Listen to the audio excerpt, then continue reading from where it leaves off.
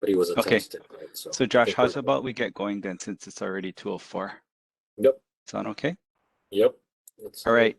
So you folks know that I don't like reading, and I have a lot of reading to do in the beginning, so please endure.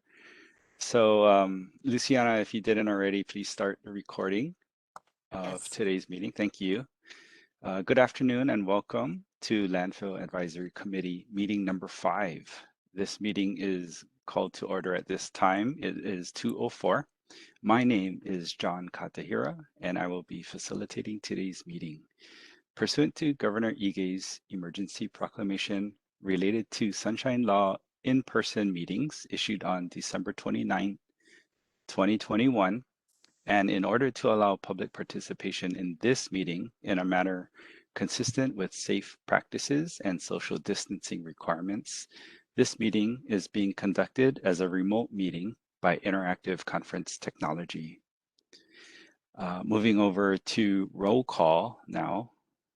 Each member of the committee is participating in this meeting from a non-public location. So in accordance with applicable laws and rules, members, when I call your name, please say here or present.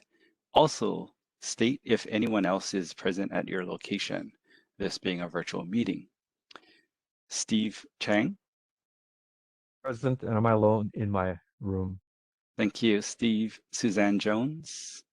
I'm here. My husband is somewhere in the house, but not participating. Very good. Thank you, Suzanne. Ken Karahara. I don't think Ken has joined us yet. Moving on, Emmett. Sorry, John.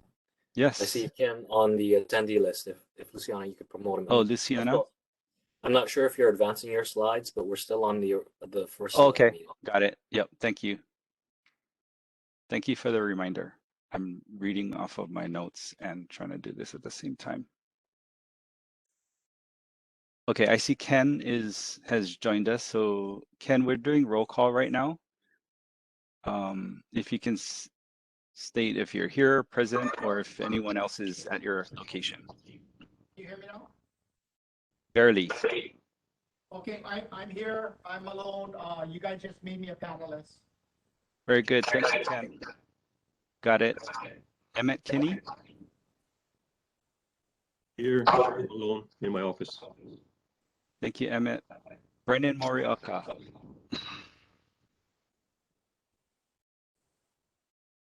I'm here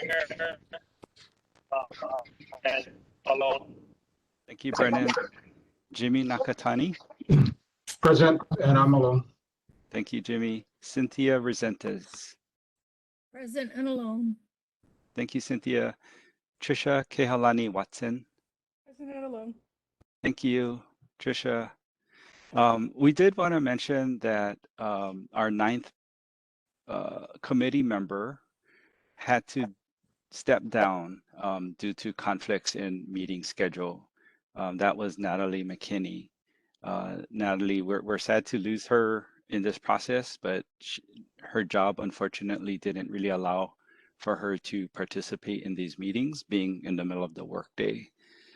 So she submitted her resignation earlier, and we're sad to lose her, but we're happy that we have the 8 of you left over to carry us through this process. Just a real quick peek at our meeting schedule. So the slide that you have up here was shared earlier in this process. We did add a meeting, which was that meeting number 2 right here. So that was not intended. We were expecting to have 7 meetings total, but just wanted to give you folks the heads up that we are right here right now, meeting number 5, February 7th. So we have 3 more meetings after today. Okay, so I just wanted to give you folks a snapshot as to where we are on the roadmap. At this time, we're really happy to announce that we have at the Department of Environmental Services, we have a new director. His name is Dr. Roger Babcock Jr., and we wanted to give Roger a few moments to welcome the committee and introduce himself. So Roger, please. Thanks, John, and good afternoon, everyone. I'm Roger Babcock, and I'm excited to to be able to lead ENV going forward. And I want to thank you all for being on this advisory committee and the work that you've done so far and the rest of the work to still be completed. This is very important for not just ENV, but for the whole city, obviously. And it's something that we need to do.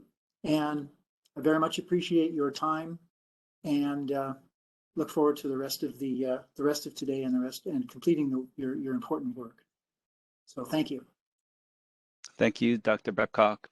I will also note that the Deputy Director, Mike O'Keefe, is still with us, and he's the constant here. So glad to have Mike on board throughout this whole process. Okay, so next up, we have oral public comments. Pardon me again, as I read, there's a lot of stuff that I need to share here.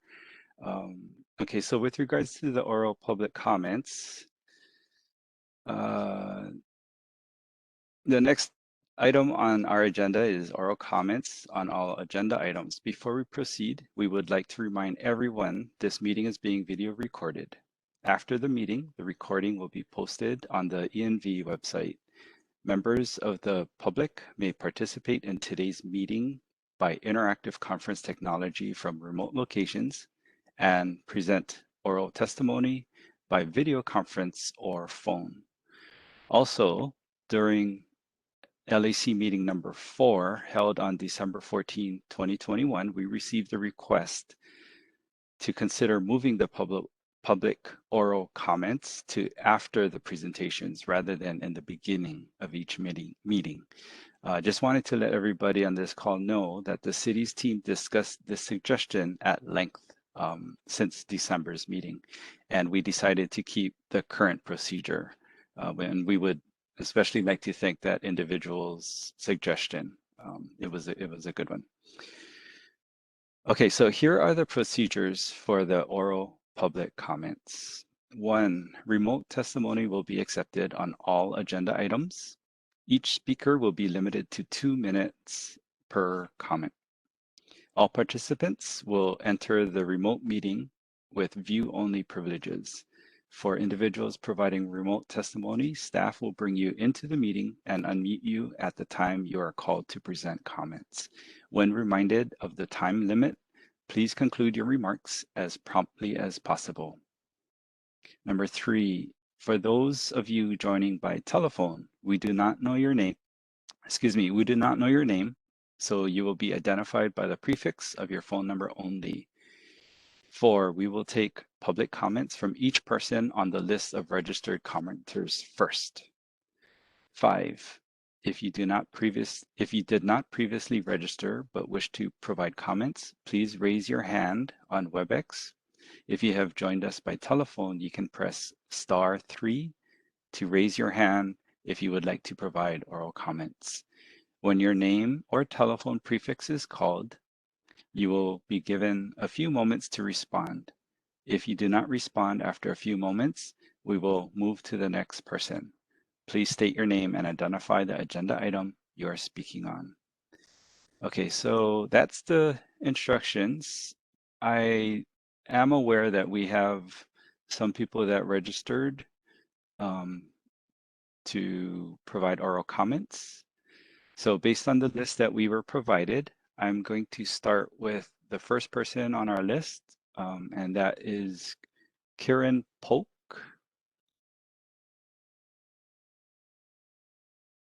Luciana, if I could get your help, if Karen is on the call, to unmute her, please.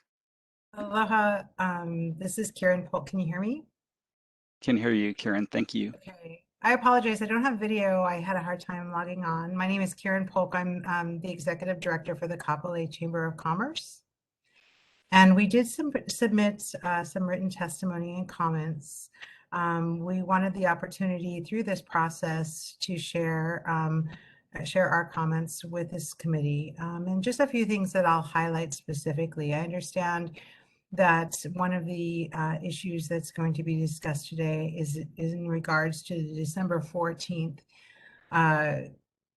informational briefing by the Board of Water Supply Director regarding the aquifers. And I just want to highlight a few things. Again, you can see address it in my testimony, but the current landfill, the Wabanala Gulch landfill, there are water wells underneath that landfill, and there is a possibility that there could be an aquifer in that under that landfill. There's no specific documentation that can be found in the EIS that was done in 2008. But I bring that up because I know that there has been, with all these restrictions, we see this as problematic with the sites that are remaining, and this may lead to a discussion. And we just want to reiterate our position on the west side that we strongly oppose any locations in West Oahu. We've been the site of the landfill for decades now and had to navigate through the repercussions of that. So we just wanted our voice of our business community and our community at large in writing. And we wanted to bring it to this committee today so that it's on there for the record. If there's any other questions, feel free to take a look at our letter, and I'm glad to answer any questions. Thank you, Karen. And just for everyone's information, Josh did receive the letter and he distributed the letter to the LAC prior to today's call. So thank you for that. LAC members, are there any questions for Karen?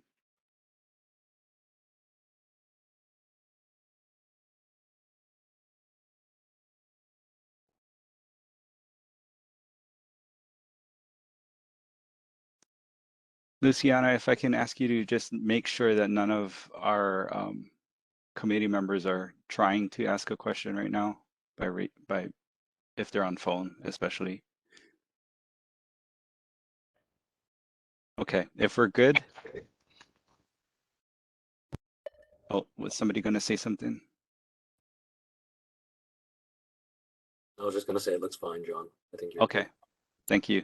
Yeah, because from my side, I don't really get to see, my screen is different because I'm presenting the slideshow, so I don't see what you folks see probably. Thank you for the opportunity. Thank you. Sure, thank you, Karen. Really appreciate your time and your comments. Okay, so I know we have one more person registered. Actually, we have two more people registered. So first up is Joel. Sorry if I butcher your last name, Joel Simon Pietri. But I remember your name from the previous meeting. Thank you for participating again. And just a heads up, we have Ron Sundergill also registered. So Ron, be ready to unmute yourself after Joel. Joel, welcome to our committee meeting again. Look forward to your comments, questions. John, Joelle has not joined the meeting. Oh no, she's not here? Okay. No. Oh, No, that's too bad. No. Let's move down to Ron then. Is Ron available? Yes. I'm muting Ron right now. Thank you. Okay, can you hear me? I can hear you, Ron. Thank you. Yeah, thank you.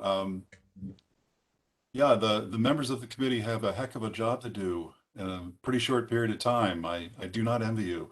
I respect you, and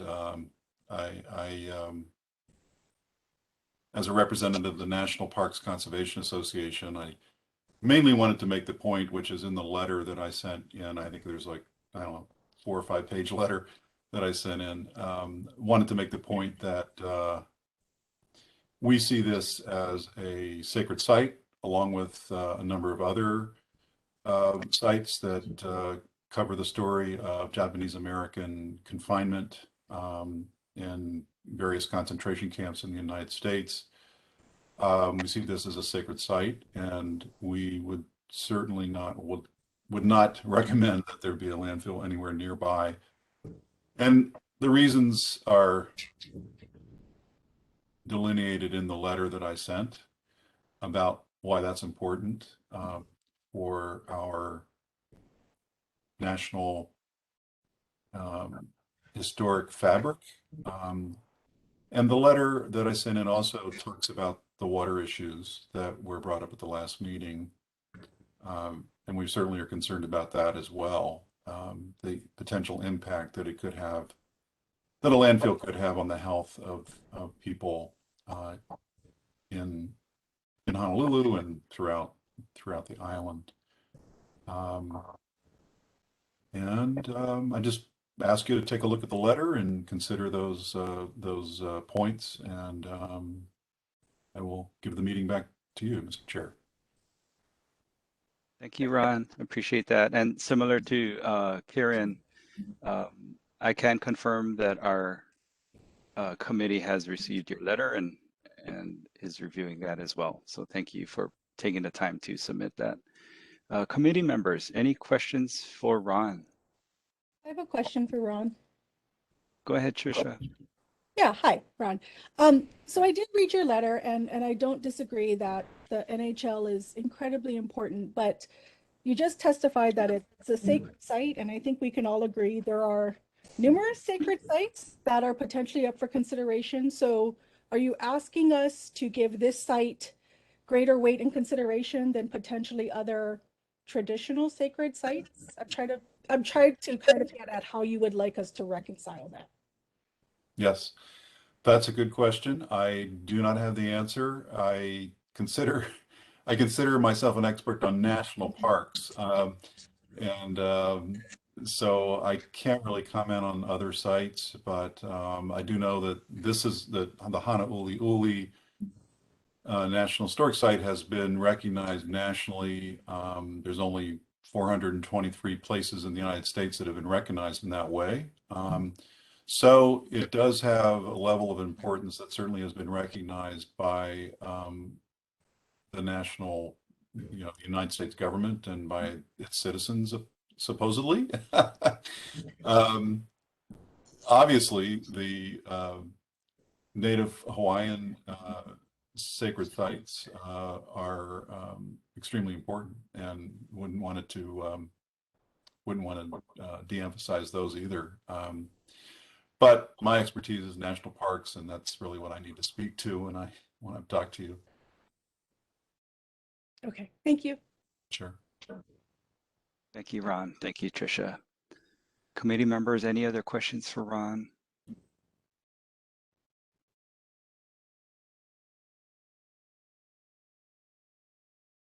Okay, if not, Luciana, if we can circle back to Joelle, I just want to double check that maybe Joelle jumped in the call while we were talking with Ron. John, I don't see her present. No. Okay. Yeah. Okay, thank you. Okay, so at this time, is there anyone else that would like to provide public comments on any of today's agenda items? I'll give it a few seconds. I don't see anybody currently, but again, if you're on your phones, press *3 or raise your hands on WebEx so that we can see.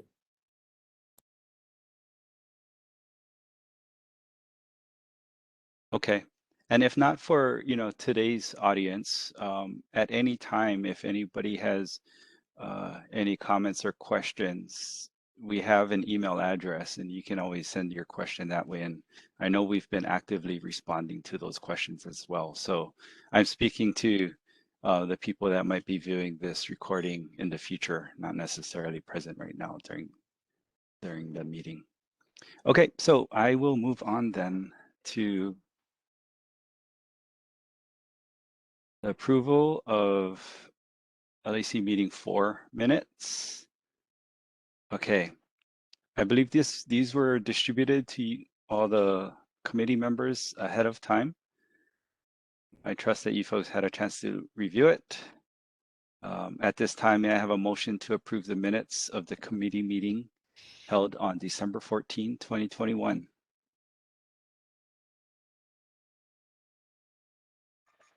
John, I'll move. This is Jimmy. I'll move. Okay, thank you. Motion to approve by Jimmy. Do I have a second? Second by Brennan.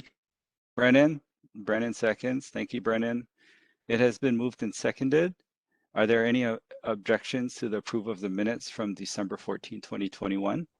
Question, I wasn't there, so should I abstain?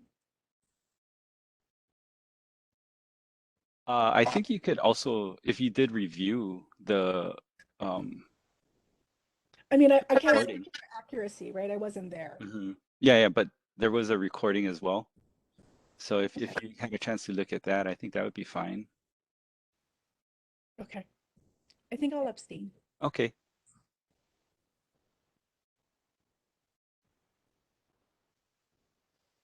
Okay, so again, are there any objections to the approval of the minutes from December 14, 2021?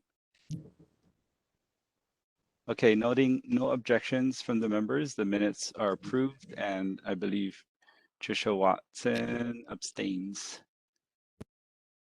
for the record. Okay, something funky just happened to my screen, so I'm struggling to reset it.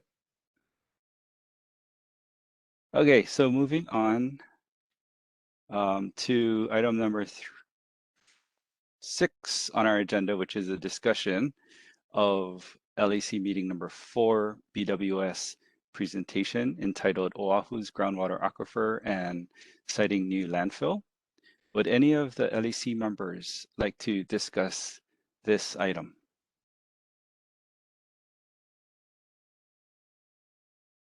And while you folks are thinking, I just wanted to ask Josh to confirm that we do not have any BWS members on this call, correct? Correct. None of them. Okay, thank you.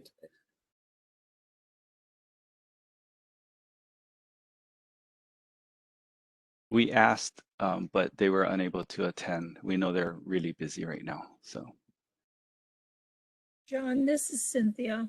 Hi, Cynthia. I know at the last meeting, there was some discussion as to whether or not, based on the BWS presentation, whether or not that was going to impact the criteria. So I think it's already implicit in the criteria chart that we're going to be talking about. So I don't know if we necessarily need to go into any depth at this point in time, if everybody's at least read the minutes and or seen the presentation regarding BWS's position about anything above the pass no pass line, right, versus the UIC line. I like the discussion being here, even though it is a criteria item that will be discussed later in today's meeting. Josh Nagashima, who is, the city's project manager on this, Josh, I invite you to respond to this or provide some background on how to approach the pass no pass issue. You can call on your team to jump in and help with that. Okay, I think the main thing I'll just say is that, what Cynthia is referring to is, of course, the addition of a criteria location with regard to the Board of Water Supply no pass zone. And we had intended this section to be a conversation about the discussion that happened last time. But if there isn't any discussion now, then we can discuss it after the criteria, as you mentioned, Cynthia. And sorry, Cynthia, I don't mean to put words in your mouth, but I think you were kind of looking for some guidance on whether or not the pass no pass is going to be an absolute deal breaker for sites above it. Is that kind of where you were going with that? I think that was part of the discussion that was occurring last time, yes. Was whether or not that was going to be the deal breaker. So we're allowing you to weigh the criteria as you feel fit. Adding that in gives you that agency to do so now. So yeah, it's up to the LAC members, individual LAC members on how they want to evaluate that.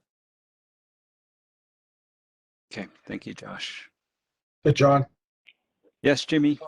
And Suzanne, I know you have your hand up. So Suzanne, you'll be after Jimmy.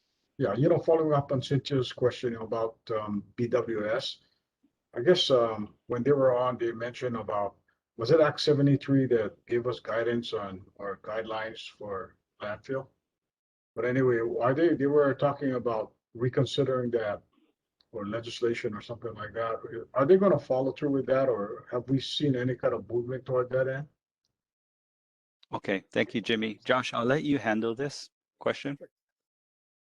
Yeah, so Act 73 was the legislation they were talking about. So it requires a half-mile buffer around the site, so that for residential hospitals and schools, we can't build a landfill within half a mile of those things. And so that essentially removed most of the sites off the board. And now the remaining areas, as you know from the maps that we put out, are above drinking water aquifers.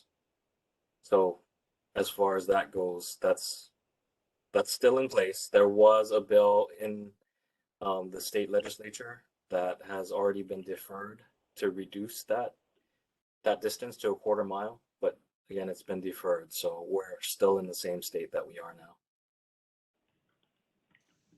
And if I can add to that, Josh, I believe with respect to Jimmy's question, it's not the board that was supposed to follow up or was going to follow up with Act 73 modifications or amendments. If anything, it would be the city ENV. Yes, so we did have discussions with the representative, a couple representatives about the bill. They had asked us, what would we be looking at as far as, if the radius was reduced or if it were eliminated completely. And we told them what we had looked at. But again, because it's been deferred, we're in the same situation that we were in.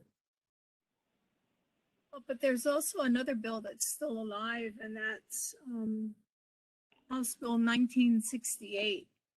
And that particular one talks about prohibiting construction, modification, or expansion of any waste or disposal facility on land that covers a significant aquifer as determined by the Department of Health. When I listened to the voting on that bill, it was passed with amendments, but the amendment was not necessarily to cover a significant aquifer, but to be near or over, something like that. The covers a significant portion was significantly modified to make it a more generous restriction, if you will. So that one is still alive. I believe it goes to, Don't play. I believe it goes to WAL next, and then finance on the House side. So that one is still alive. We're aware that one's around, and yes, if it passes, depending on what the language is in there, that could eliminate the remaining areas. But currently, based on what's out there, we're continuing with this process. Thank you, Cynthia and Josh. And not to say that, Josh, you're doing a junk job, but I know when we had discussions about this previously, I know Mike and Roger had thoughts on this matter too. So I welcome both of you or either of you to jump in if you want to add to the conversation. How's about we hear from Suzanne, since she's been waiting patiently with her question or comment?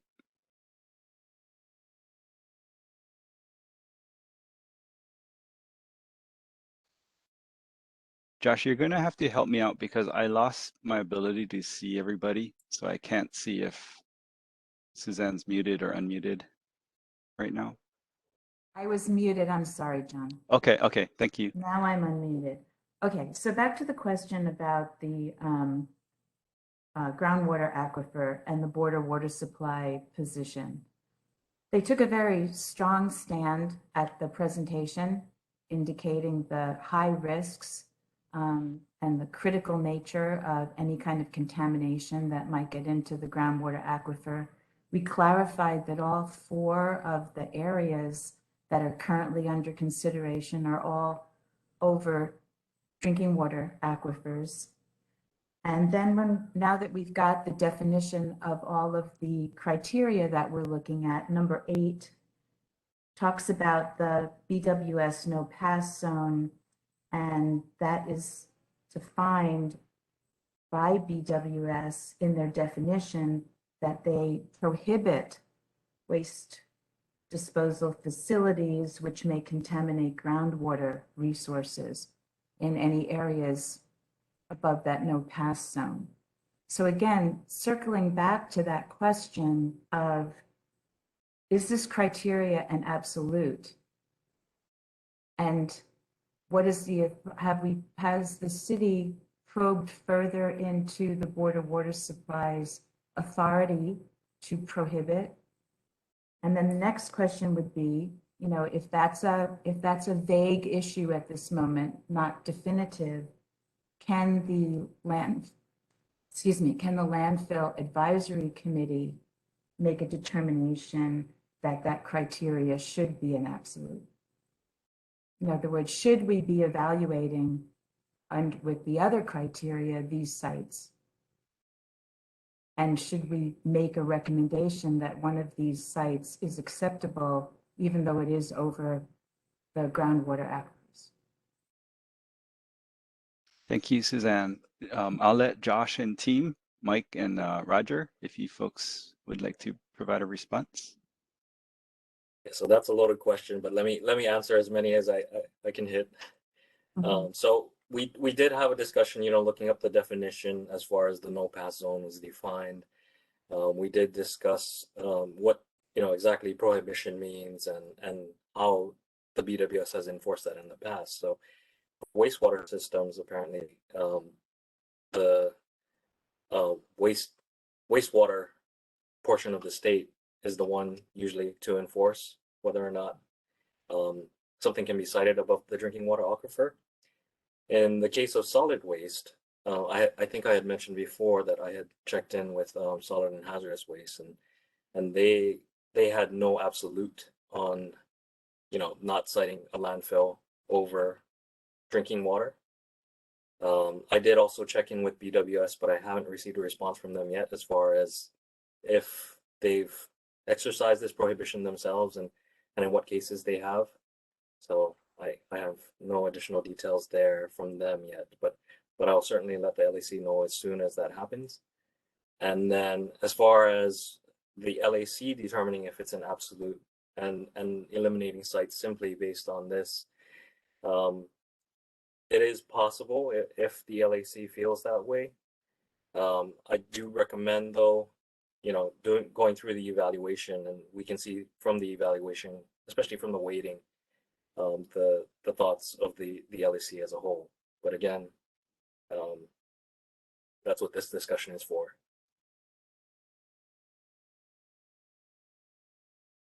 I have a follow-up question, if Sure. I may. So criteria number 9 talks about municipal water wells within 1,000 feet. What is the distinction between the groundwater aquifer and municipal water wells? Because there is a Hawaii's wellhead protection program requires that there be a 1,000-foot minimum Correct. distance, I guess, from a water well. What is the difference between a water well and a aquifer? So water well may not only be a BWS well. It could be like a community well or an ag well or a different well. Normally, in the state, they look for any wells that are around the site within 1,000 feet, just as a standard to see what could potentially be contaminated.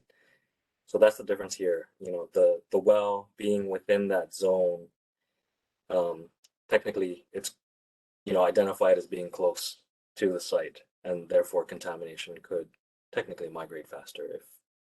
So wherever we have aquifers, we have wells. Wells are where we draw the water out of from the aquifer. Correct. Yes. Did I get that not right? necessarily that we have wells in every aquifer, but yes, there are numerous, right? And that the wells are where we draw the water from, correct, from the aquifer.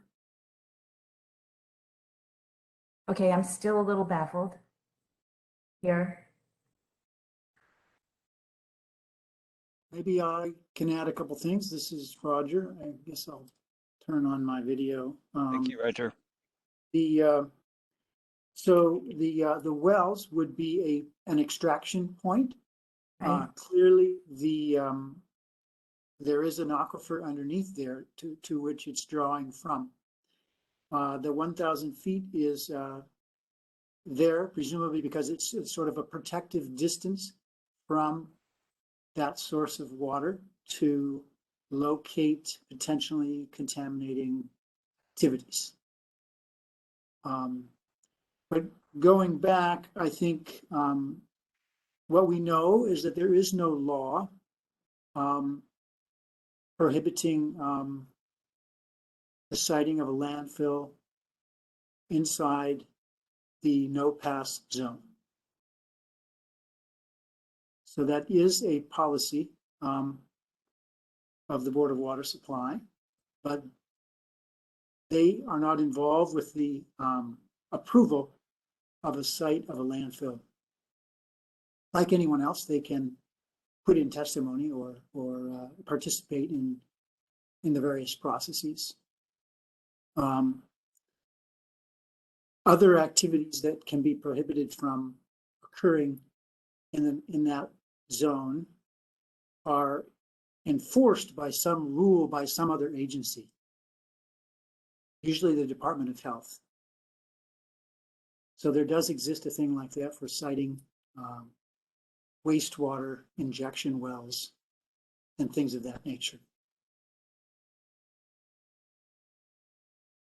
I hope that helps. Does, you know, in the past, the UIC line or the no pass zone were factors that went into identifying potential landfill sites, and now they're not being considered. And law or no law, I'm wondering about the wisdom of placing a a waste disposal facility, solid waste disposal facility over a drinking water aquifer.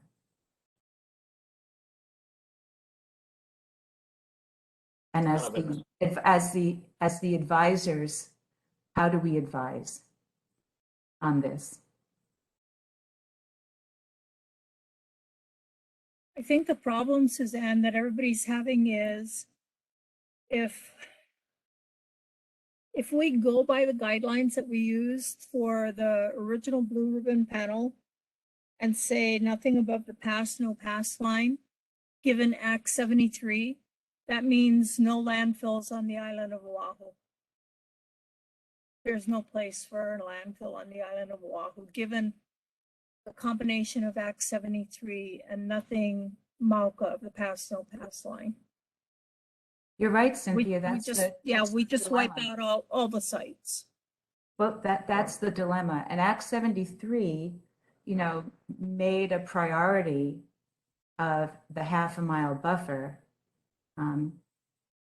What if the legislature had also made a priority of our drinking water? There's nothing that I've seen in this legislative session that's talked about it.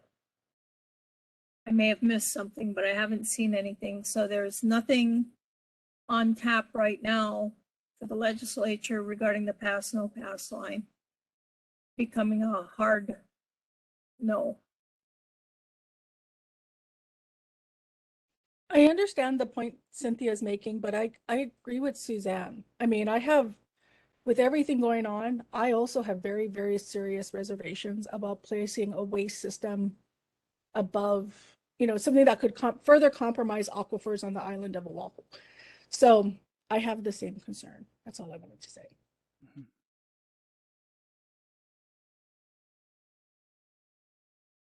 Thank you, Tricia. If we go ahead with evaluating the criteria as they stand, all 4 sites are over the aquifer. So basically the sites are going to be further evaluated on the other criteria. All things being the same, I don't know what the weighting system is. Let's say 5 is most important and 1 is least important. If we all gave a 5 to number 8, locating it above the no pass zone, it just is a wash. And then all of the sites are further evaluated based on the other criteria or ranked based on the other criteria. So what would ENV do in a situation if everyone on the panel said number 8 and 9 related to drinking water are the top importance or the heavier criteria in our weighting? What do you then do with that after we're done with our work? Josh, Roger, before either of you respond, Luciana, I understand Brendan Morioka jumped off of his phone. He's ready to participate, I think, through his computer. Would you mind letting him in as a panelist, please, Luciana? That's Brendan Morioka. And then also, Suzanne, before Josh or Roger responds to your question, I wanted to clarify something. It might be a technicality, but I want to make sure that we're all on the same page.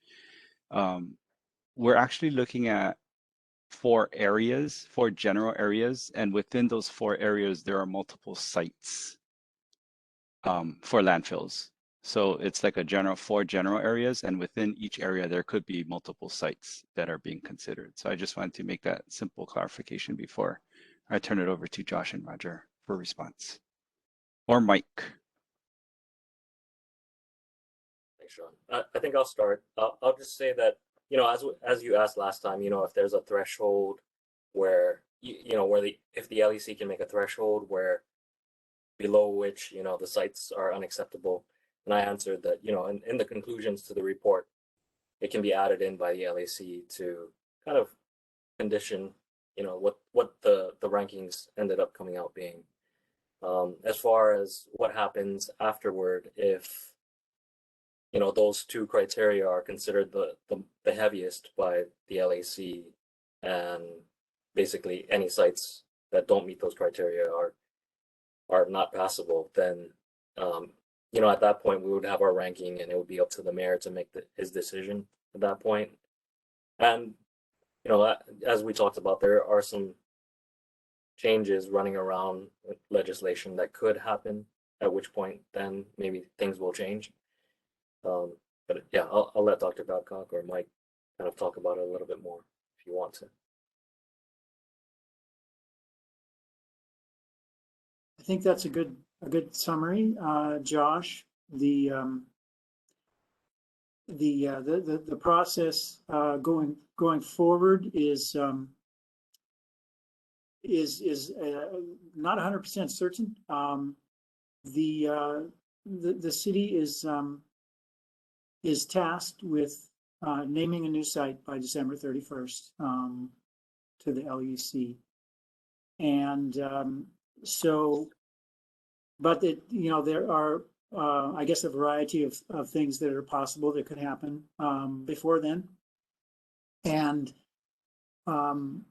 supposing that the site is named at that point or before, then a whole other set of processes, the environmental processes would have to happen, and a lot more evaluation and public process would happen. After that, as part of an EIS, so there's still quite a ways to go after the advisory committee completes your work. I have a question.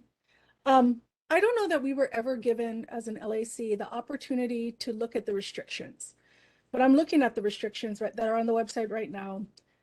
And some of them are legal and sort of absolutes, and others seem less absolute.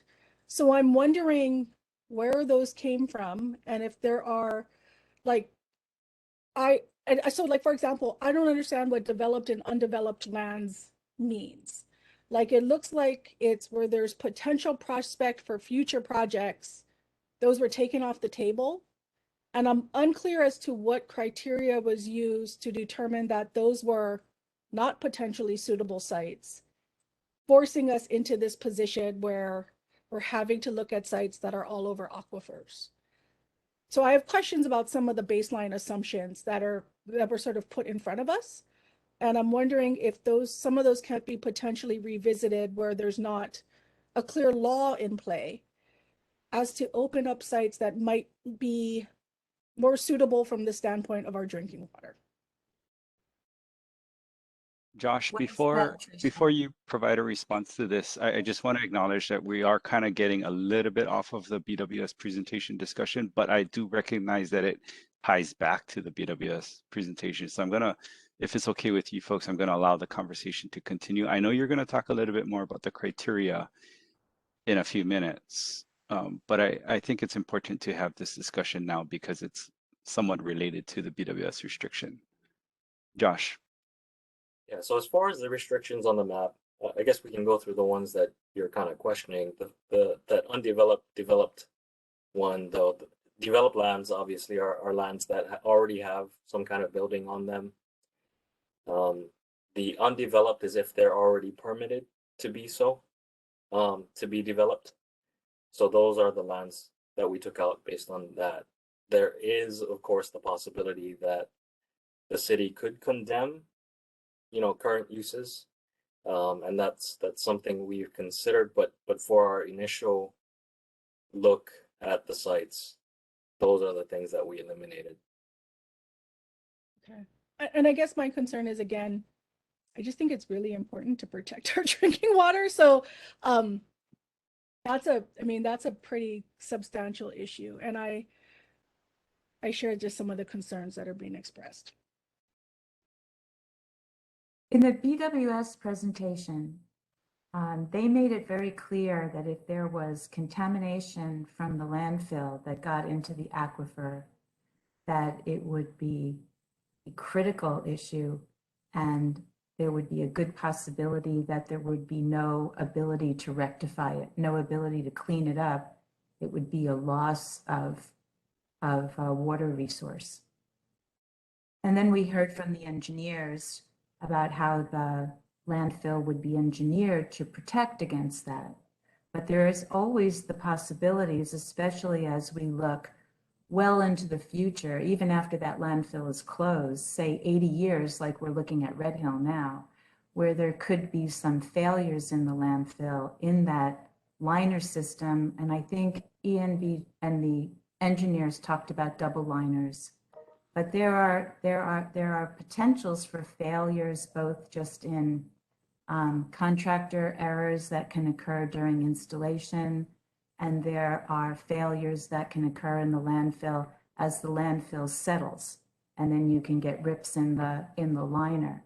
So as we're looking at this, I think this is just a overwhelmingly important issue for our discussion, especially when we are being presented with all options being over drinking water aquifers. I agree with what Suzanne is saying.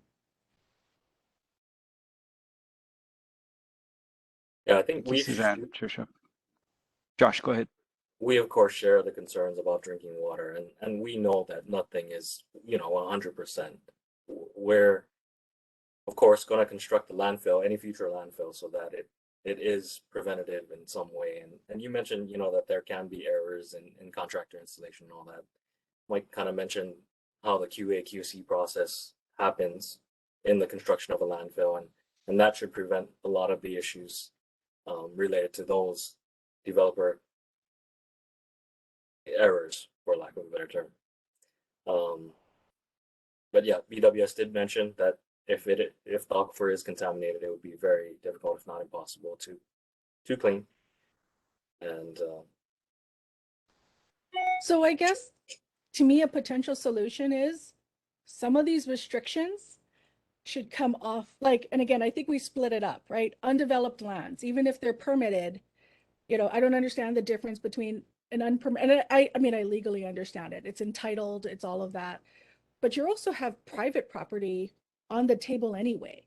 So I don't, all things being considered, if you're going to potentially condemn something, I don't know why you wouldn't look to condemn for something that was undeveloped and did not pose a critical threat to our drinking water versus not. So to me, I would want some revisiting of the restrictions and some of that potentially placed in, because I think some of them seem somewhat arbitrary to me. Like, I don't understand how like, I understand the legal ones, right? You can't have it within so many feet of an airport. That's federal law.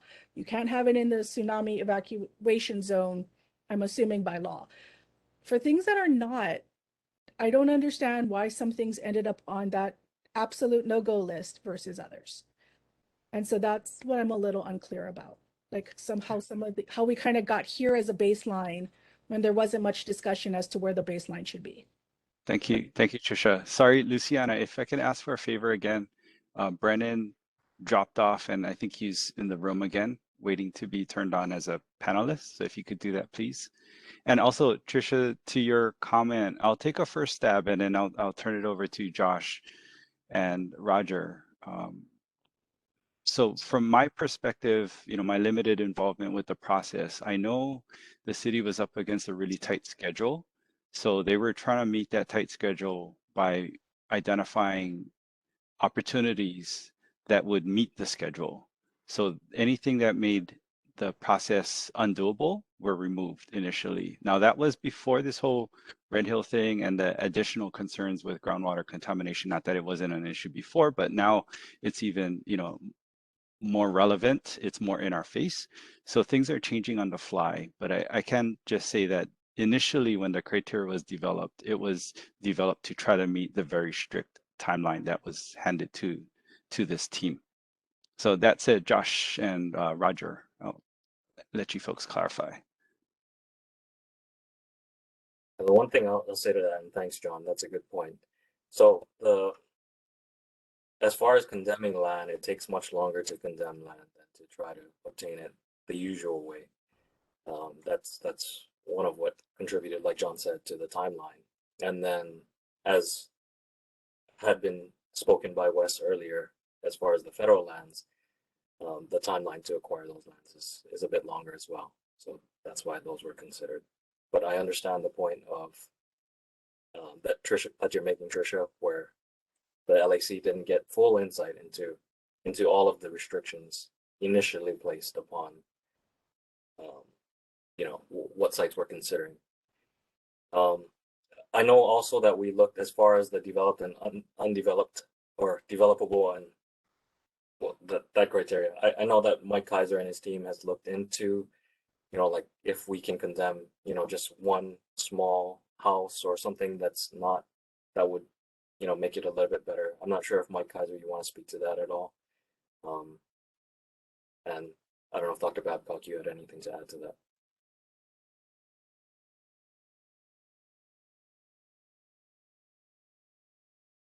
By the way, since we're inviting Mike Kaiser to the conversation, I wanted to clarify here that Michael O'Keefe is a deputy director for ENV, and then we have a second Mike who is Mike Kaiser, and he's with HDR, project manager for this project. HDR is the city's consultant.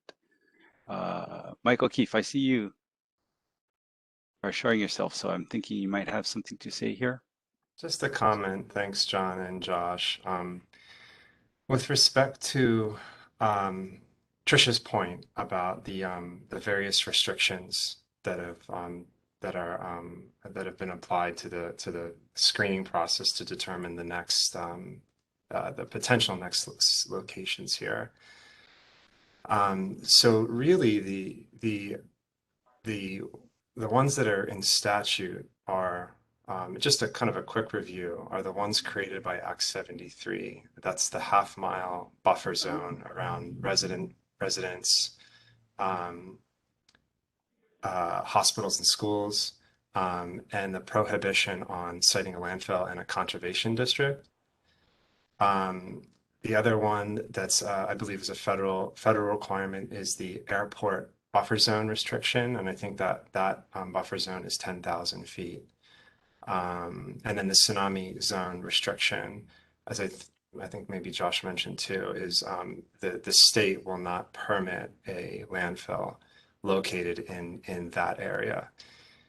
in a tsunami inundation area. So that really leaves the two other criteria that are on the map here, which is federal lands and developed / undevelopable lands. In the context of the no pass line,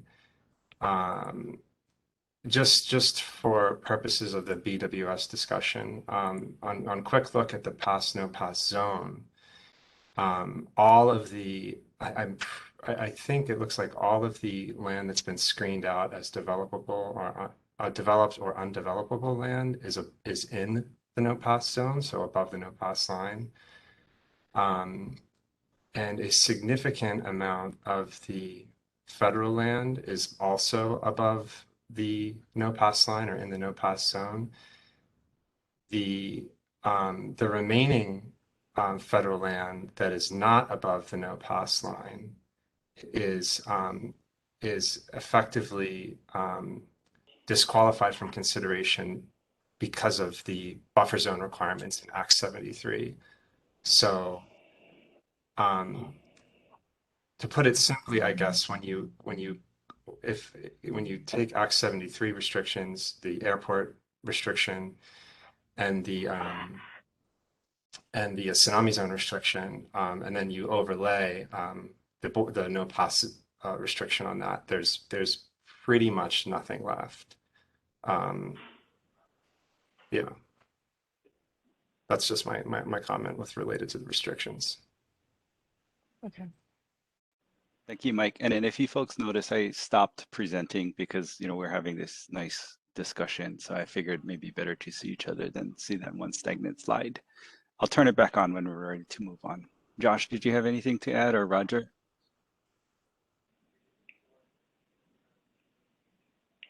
I would just note that it seems like Ken Kawahara's had his hand up for a while. But I think, yeah, the restriction of the developed, undeveloped lands, if you click on just that button on the map, it's only some very small areas. It's not, it's basically just areas that are not covered by the residential restriction. You'll notice that it's not really a complete map because it does include all the developed areas, so including a lot of areas that are within the half-mile restriction, or essentially all those areas. So it's just some little pieces located around. The other mic, sorry, the one that just spoke, sorry, there's too many mics. Were you looking at something like, were you looking at some sort of GIS layer that we can also see? Is that possible? Yeah, there's on our website, honolulu.gov /Opala. There's there's a link to I call it an interactive GIS map. I can drop the link in the in the chat if that's helpful. Is there any way to take that map and do different combinations than what you have for combined restrictions? So I think that's probably where Tricia and Suzanne especially are going, is if we were, right now we have a map with all of the restrictions on it, or we can look at each of the individual factors, but we can't combine things like residential restrictions and airport without the rest of it. So is there any way to do that? I think there is. Yeah, I think there is a way to do that. I'm just going to do a quick share, you folks, just to give you an idea of what it looks like. So I hope you can see it now. This is a sample of what's on the website that Mike referred to. And there's a link to this GIS map. And using this map, there's different tabs across the top here. So what you see right now is the combined restrictions. So these are all the current restrictions layered upon each other. And so the areas that are not shaded are the areas that are available. And if you go to click on any of the other individual tabs, you can see how, for example, right now I'm showing the residential restriction. This is that half-mile, Act 73 half-mile restriction. and you can kind of see how this impacts the landfill selection area. So anything not shaded is available. And then if you click on the conservation restriction, for example, then you see the green shaded area, which are restricted areas based on the conservation. And then there's also airport and tsunami and so forth. So you can play around with this map later to take a look at how each criteria impacts the area. But we don't have to pass no pass as a layer in this, right? No. No.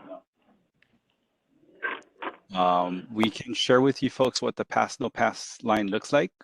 Sorry, I don't have it available right now, but if you Google it, you'll see it's basically an outline of the entire island of Oahu.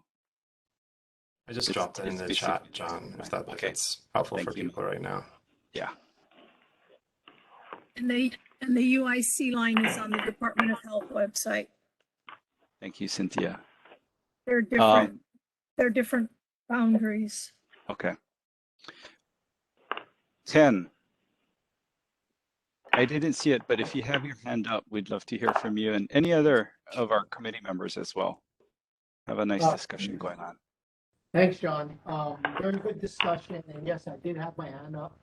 But when Roger mentioned, I ended up putting it down because I thought I was going to be called upon. Yeah, I think it's important to understand what, and we've already talked about what is, absolutely not able to site a landfill areas and some where there's more of a policy type of call. In respect to the aquifer and the well discussion, I'm not sure if there's an opportunity or it's in some of the materials that the board may be sharing with us. But I'd be curious to see, on one side, the board can say, hey, we strongly recommend you don't cite any landfills in these type of areas or criteria. But I'd be curious to see where they may suggest would be possible, locations to cite a landfill, maybe from their perspective. We talk about, drinking water aquifers, but, there's aquifers all over the island, and which ones are they actually looking to tap in the future, or they already have quite a bit of wells, and what areas may they not be looking at? And in addition, there are some aquifers that may be more brackish in nature. And if the Board of Water Supply is looking to do desal in the future, right now it may be not a drinking water or potable water aquifer, but in the future, they might be thinking of using that as a resource for their system. That would be good to know. So I think more input from the Board of Water Supply would be, valuable for our advisory committee. I totally agree with Ken. Thank you, Ken. I'll say that we did have a long discussion with Board of Water Supply about, when the issue came up, especially with Red Hill and all of that coming up and being more prevalent. And their stance at the time was that it was basically zero tolerance above in the no pass zone. And that's the stance they took, and that's where we are today. They would rather have us try to change legislation than go around the zero tolerance policy for them. I have to say I agree with that. I would rather try to figure out legislation or and I don't even know if this is done. I'm totally making this up. So if it's not legal, by all means, let me know. But I almost would want a joint meeting with the Board of Water Supply, right? I think this is a hugely important discussion, and we can't afford, quite literally, to screw this up. And again, obviously no one anticipated Red Hill happening, but with that categorically unresolved, it's 20%. If we do something that harms another aquifer, we're in a lot of trouble as an island. So I I love what Ken just recommended, because I would like to see where they would suggest. I mean, I think considering they came and presented and told us, don't do this, I'd like to see what they propose as an alternative.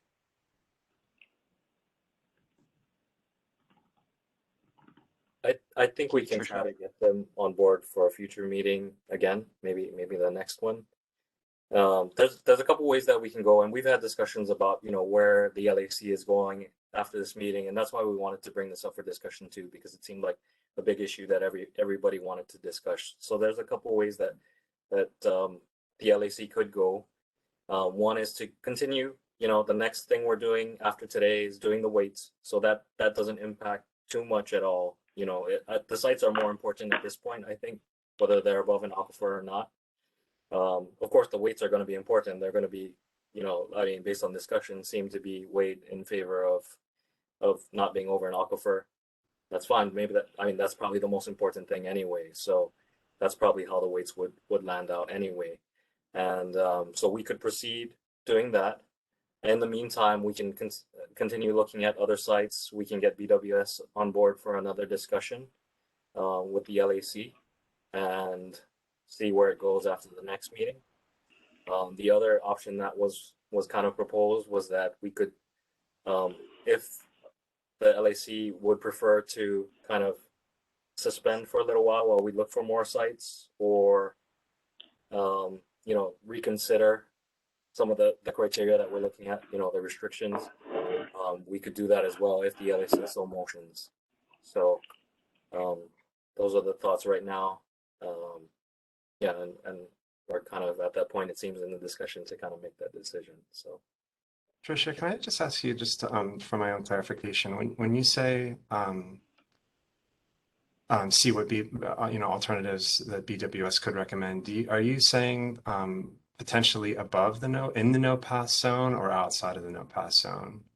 I don't think I have any specificity in that regard. Okay. I would like to hear what they're recommending, right? I mean, and again, I think Ken made a very good point about potentially not all things are considered equal. So they may have, and I would defer to their expertise, right? I mean, it would be good to sort of put this back on them a little bit and say, okay, knowing this is the issue we have, what is your recommendation on a way forward?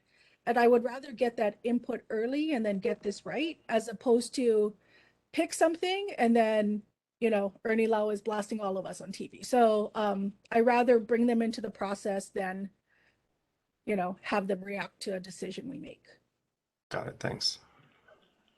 You know, So sorry, real quick, on the pass no pass map, I'm sharing on my screen right now what the pass no pass looks like. So basically anything that's shaded blue would be available in terms of the Board of Water Supply and their input on nothing above the no pass line. So everything in blue. The challenge is, again, you know, because this is a coastline, we introduce things like flood zone, tsunami zone, and Act 73. As you can imagine, pretty much everything along the shoreline has been developed already on the island. So that's what makes this thing really hard. Sorry, Cynthia, I cut you off. Go ahead. The thing that I had, that I wanted to do two things. One was to discuss the airport buffer restrictions and whether or not that was meant more for the ends of the runways versus being perpendicular to the runways, because I do know that for projects that utilize federal funding, when we analyze runways, we just look at the ends of the runways regarding impacts that federal funds cannot be used for low-income families within, whether it's 5,000 feet or 10,000 feet or whatever.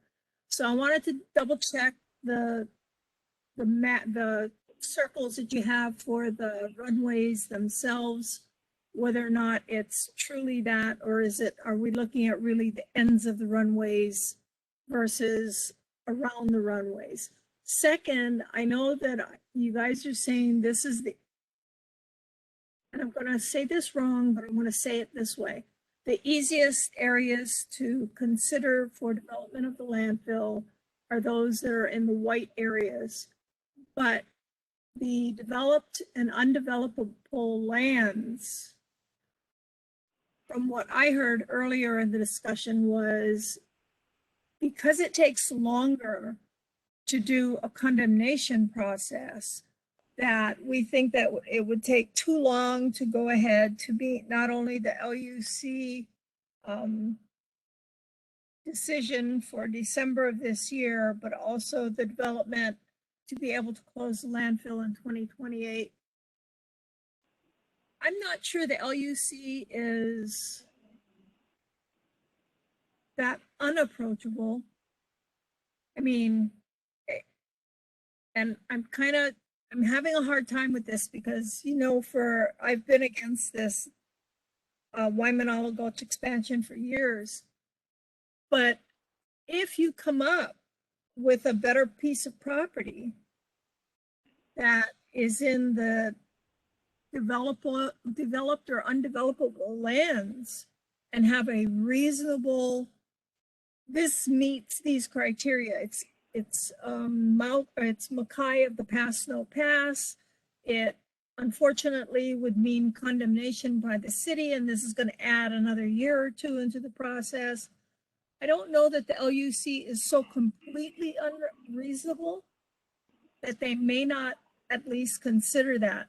Now, again, I'm not speaking for the parties that are intervening, but I think that if there's at least good faith effort put together, that's not a complete stonewall. In fact, that's probably a more open door in my estimation than the pass no pass line. So I don't know if that's something that should be further explored.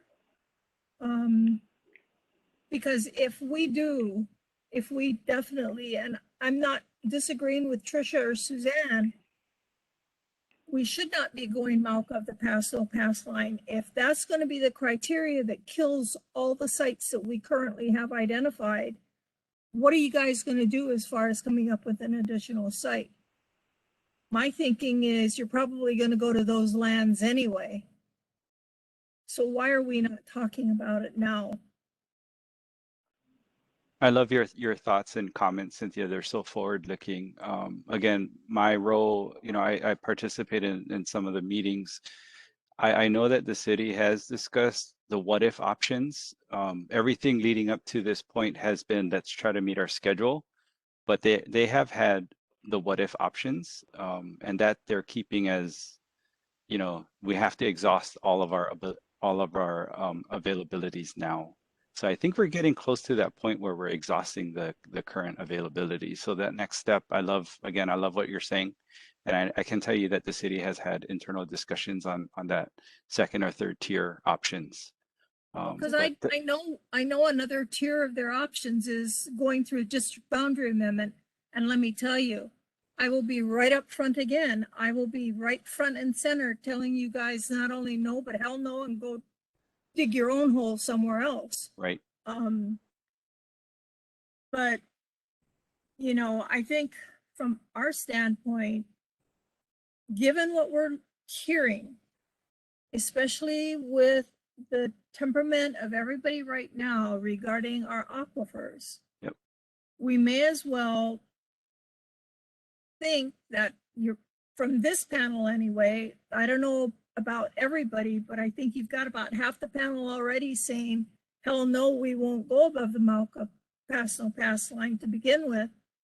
You're already in a hole. So let's start figuring out what are your options to get out of that hole. Okay, appreciate that. I saw that Tricia is gonna have to leave soon. So Tricia, stay on as long as you can. And you know, feel free to drop your last questions or comments before you have to run. Josh, I'm gonna mention to you, I know this BWS discussion took way longer than we thought, and the discussion is truly important to the process. I know you had a bunch of slides that you needed to cover as well, and that was going to take probably 40 minutes by itself. Hopefully, a lot of what we discussed with you know, relative to the criteria and how we got to where we are. Hopefully we can kind of avoid redundant discussions in your presentation, but I wanted to ask you, Josh, how did you want to handle this? Like, do you want to wrap this BWS discussion up and move forward at this time? Yeah, so thank you, first of all, Cynthia, for your constructive comments. I think, you know, recalling now a lot of the talks we had about these restrictions, and kind of to what Michael Keefe mentioned, you know, a lot of these areas are above the are in the no pass zone already. So even if we did look at some of these restrictions again, I don't think we'd come up with a lot of sites. I don't think there were a lot of sites coming up when we looked at it. But we can revisit that. So like John is suggesting, I would suggest that we proceed with what we're doing now. Like I said, the weights, you know, don't really depend too much on the sites themselves. You know, they're independent of the sites. It's what you all think is important based on your experience and knowledge. And those can be done. And we can go back to the drawing board, kind of look at putting together a good explanation for everybody after we look back at all of these things and point out the sites that we might have if some of these restrictions were not there. So if everybody's okay with that, let's proceed. Cynthia's specific question about the airport runway, I think maybe you can cover that during your discussion of the criteria, correct? Mike will be talking about it, Okay. but I think specifically, you know, it's related to birds, and I believe the way that it's worded, it is how it's mapped, because landfills are an attraction for birds. It wouldn't just be one specific area of the runway. It would Hey, be. John. Yes, Mike. Yeah, let me add in. Can I answer that question? Because it's not in my presentation. So the runway offsets are federal requirements. It's a 5,000 and 10,000 foot offset around the entire runway itself. Does not ban having a landfill within that radius, but it does require the operator to come up with a bird mitigation plan that will assure that there's not going to be bird issues for the airport itself. Keep in mind though that Kauai developed and went through the EIS process to site a new landfill close to an airport, and their project has basically been killed by the airports division. They will not accept their mitigation plan. So, you know, I think the offset is a real offset in most cases. Okay, thank you, Mike. If everybody in the committee is okay, why don't we move ahead and try to plow I think Suzanne had a question. Oh, Suzanne? Sorry, Because Suzanne, go ahead. It follows Cynthia's comments, and I don't want to lose the question. Is it up to the LAC then to take a stand on the pass no pass zone in order to allow the city to go back to the LUC? In other words, what we're doing here, if we just continue this evaluating, what is it that the committee needs to do here? Do we take a stand that the pass no pass zone is an absolute? Okay. Mike and Roger, I'm going to look to you folks on this one. I know we've had some internal discussions on this exact scenario, so if you folks can provide a comment or a response to Suzanne's question, please. Oh, and how do we take a stand? In other words, do we take that stand just by moving forward with weighting the criteria, and we weight those relative criteria as very heavy? Is that the way we take a stand, or do we have to do something else if we believe this to be very important? I can maybe start out and then see if Michael has anything to add. So Suzanne, as Josh mentioned, there is a report that will be the result of the LAC's work. And you're right, there's the weighting. So you can, in your weighting, in your scoring, you could, that is one way to show the intention there, right? And the other way is that it could be written up. However, the LAC wants to put in into what is produced.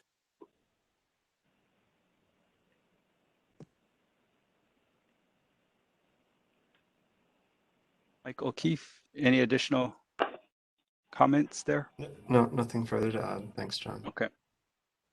So I have 2 points and then, sorry, I gotta go. One, I agree with what Suzanne is saying. So I would actually go so far. I know we can't vote on anything like that today, but I would want it as an action item for the next meeting. Because again, if it helps you folks either go back to the LUC or start having other discussions, and again, we're only advisory. Everybody can ignore us in the end, but I think it lets us take a stand on this issue, and I think it's a super important issue. Again, I plan on living here and my kids and my grandkids, so I'd like to make sure they have water. Second, and just before, and I know this is getting into the next item, I have real concerns about the weighted criteria. It seems like you're asking us to put a number on what is a very subjective, like all of us will have very different based on our own subjective values. To me, that's highly problematic. And it makes it feel like the end result will be arbitrary. So I would rather have, say, like these are first tier, so you already kind of broke them out, right? And so say those are scored out of 1 to 100 when we review them. And then the second be maybe up to 50. But I would really like some rethinking of the weighted criteria. Even the way they're labeled, I don't know where some of these subjective decisions, like some of these criteria came from. Like ecologically important areas, I don't believe is anything that's defined in state or city law. So that's super arbitrary. And then same with your archaeological and cultural resources. I don't know that we treat a national park like that, the one in Honolulu, the same as something that might not have integrity, and that's not clear from, so I would have been voting against it anyway, but I just wanted to say that before I had to go. Thanks. Thank you, Tricia. Do you know what time you have to leave? I'm leaving now. Now, okay. So thank you very much, everybody. Thank you, Tricia. Appreciate it. So Josh, I'm going to recommend that we move forward then, and maybe you can try to address some of Tricia's questions or concerns about the weighted criteria as you go through your presentation. Is that all right? Yep, that's perfectly fine. And then you'll have to move fast. Okay. Because it's almost 3:26 right now. So let me get the presentation back up.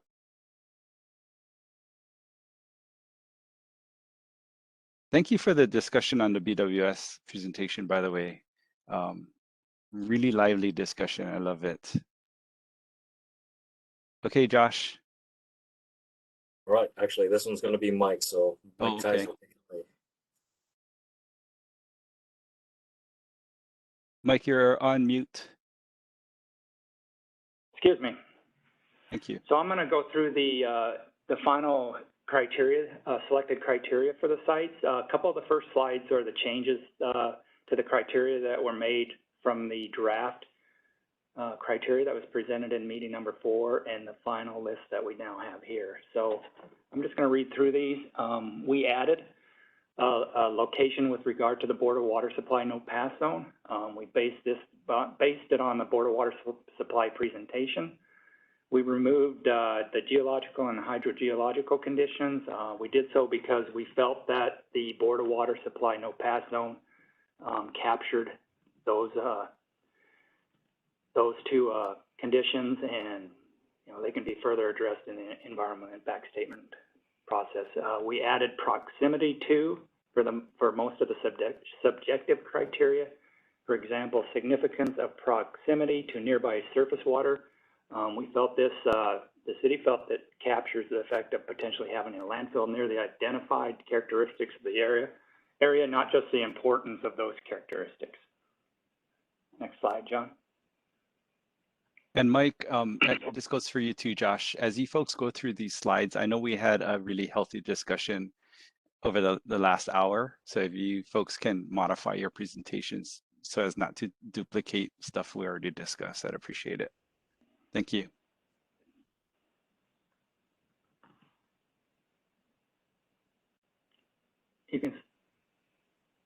Okay, so We adjusted the important agricultural lands criteria to location with regard to important agricultural lands. We just wanted to clarify whether it was inside or outside the IAL areas. We removed beneficial reuse from the significance of land use displacement to clarify that it does not pertain to beneficial reuse after closure. So it's just the significance of land use displacement. And we added environmental justice ahead of the significance of location relative to identified community disamenities to clarify the intent of the criteria. And then there was just other minor text changes for clarity. So we have 9 final objective scoring criteria. As discussed in meeting number 4, the objective criteria are based on unbiased, quantifiable facts and observations. They are not influenced by personal feelings, perceptions, or desires. So if you go to the next slide, we'll start on landfill capacity. So I'm not going to read the descriptions or the explanations. I just have a little bit of a summary of what each one of these are. But the city will develop conceptual grading and volume estimates for each of the sites. As noted in the explanation, the city estimates a minimum of 21.5 million cubic yards of airspace capacity will be required to allow for a landfill that will last at least 20 years or more. The city, given the difficulty of siting and permitting a new landfill, the city feels it's impractical to site, permit, and construct a new landfill that has a lifespan of less than 20 years.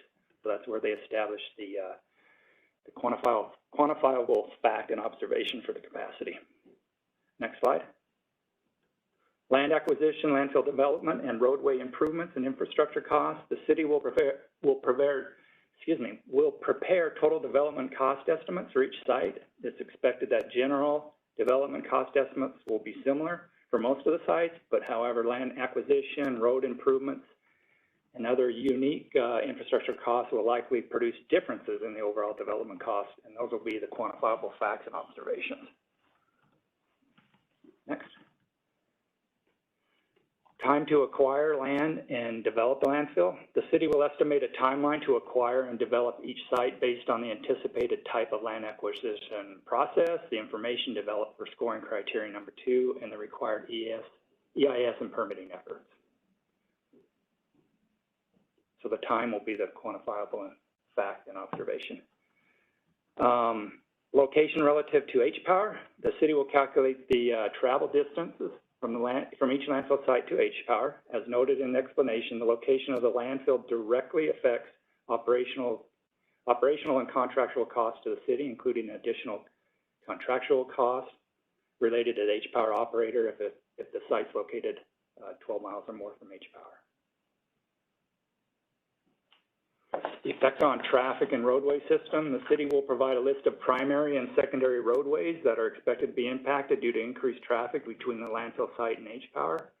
As noted in the explanation, the extent of roadway system impacts are commensurate with the driving distances between H-Power and the landfill. Next slide. Effect of precipitation on landfill operations. The city will estimate the amount of precipitation for each location based on available weather station information across Oahu. As noted in the explanation, the amount of precipitation directly impacts landfilling operation and cost and could increase environmental and human health risks related to stormwater runoff and leachate management. Location with regards to important agricultural lands and the Hawaii Land Use Commission. The city will determine whether each site is located within or outside IAL areas as currently designated by the LUC. The limitations and challenges, if located within an IAL area, are noted in the explanation. Location with regards to the Board of Water Supply no pass zone. The city will determine whether each site is located within or outside of the Board of Water Supply no pass zone. I think we already understand that. The current Board of Water Supply definition is provided as the explanation. Next slide.